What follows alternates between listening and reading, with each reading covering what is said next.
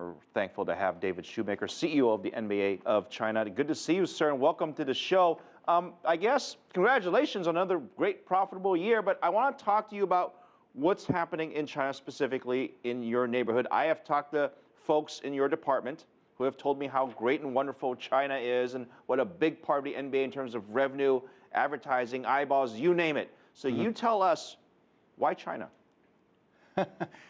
Well, thank you, Philip, and it's great to be here with you. China has really had a 120-plus year love affair with the game of basketball, so we're fortunate in that sense. But it's also been a real commitment that started with David Stern. And he decided back in 1987 in a story now that has a whole lot of folklore behind it to go to CCTV with a bag full of video cassettes and implore the producers behind the sports to show those live game or those tape games at the time to an audience in China. And that had so much foresight. And, you know, the game has just blossomed and ballooned over the course of this, 3-decade experience that we've had in China. And you look to the game that we're showing now, it has so much excitement. It's so electrifying. This finals that you mentioned between the Warriors and the Cavs has so much intensity that the fans are just, I'd like to say, addicted to the game in China. Well, look, I'm a fan. The guys in the studio here are a fan. Millions, if not more than that, in China are fans. In fact, I remember one of the games I went to in Macau was one of the exhibition games where you had a lot of NBA players playing there. And here's one of the problems, though, is that there are people who love the game and know the game really well. So you don't need to target them. They already love you. But there was a huge group of people that I was with that didn't know actually the rules of basketball. How do you convert those folks who love the game but really don't know the rules? Yeah, and that's a great observation. And I think a lot of things have changed. And things have changed in large part due to the presence of Yao Ming in the NBA. So, he was drafted in 2002. And he spawned a whole new generation of basketball fans who watched the Rockets and Yao play against a whole bunch of other teams. And so I'd like to think now that our fans are among the most sophisticated in the world in China and follow the game with the knowledge and the passion that they do all around the world. We have now 300 million fans in China alone that follow the NBA, 100 million of them following us on social media on Sina and Tencent alone. So I think we're getting there. Maybe a little way to go, but I think we've come a long way from that preseason game in Macau. Well, it just shows you how long ago that was for me, too. And on a more serious note, you got some big things planned for Shenzhen, some exhibition games. Tell me more about that. Yeah, well, we're delighted. It's the first time we're going to be in Shenzhen for a preseason game. At the end of this year's preseason games, we'll have hosted 20 preseason games in China.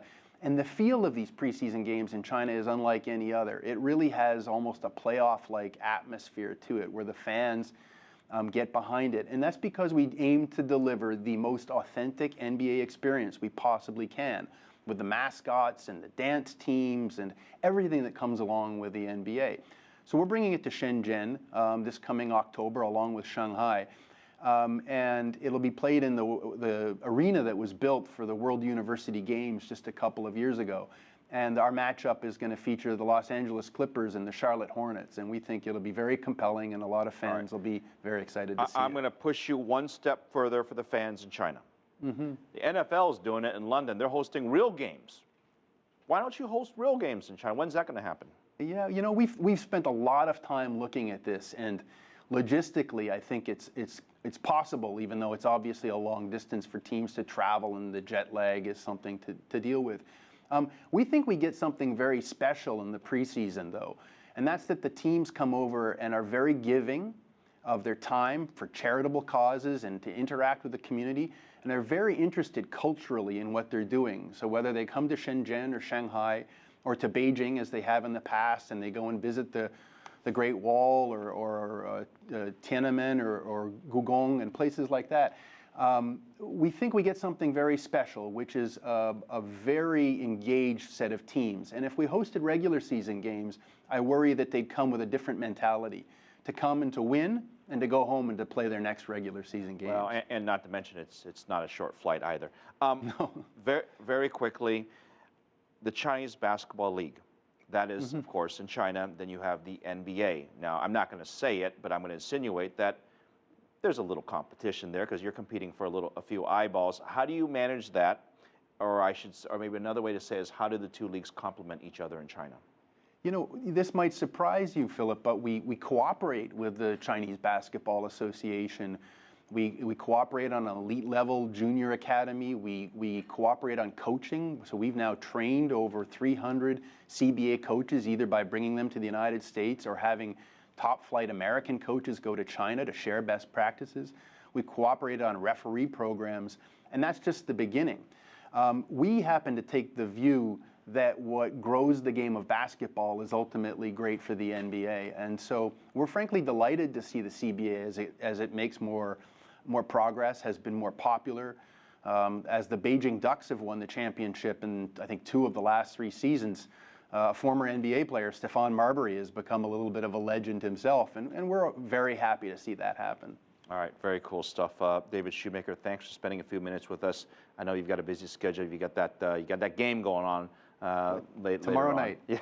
Yeah. Small thing. By the way, tell your bosses I'd like to have a team back in Seattle maybe next year. They hear that from many people, but I'll pass along the word. Thanks very much. All right.